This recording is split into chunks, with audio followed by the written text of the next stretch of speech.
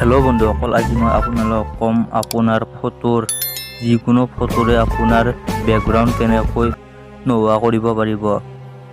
বলক ভিডিঅ'টো আৰম্ভ কৰোঁ।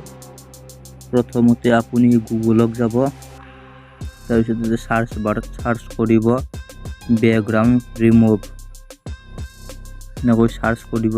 তাৰপিছত এনেকৈ আহিব remove.bg, এইটোত ক্লিক কৰিব।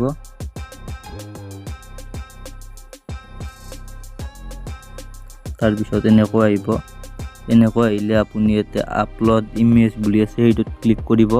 বহুতো ইমেজ দেখিব পাব। আপোনাৰ যোনখন ইমেজ ৰিমুভ কৰিব বিচাৰে বেকগ্ৰাউণ্ড, সেইটো ৰিমুভ কৰিব পাৰিব। মই এইখনৰ ৰিমুভ কৰিম। সেইটোত ক্লিক কৰি ইয়াতে ডন বুলি আহিব, সেইটোত ক্লিক কৰিব। তাৰপিছত এনেকৈ আহিব, আপলোড হ'ব অলপ।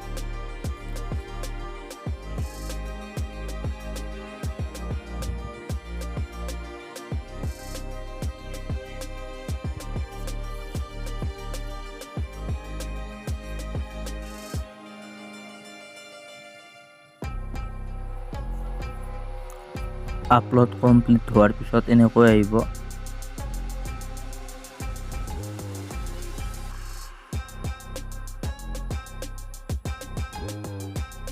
তাৰপিছত এনেকৈ আহিব, ডাউনলোড বুলি আছে, সেই ডাউনলোড ক্লিক কৰিব।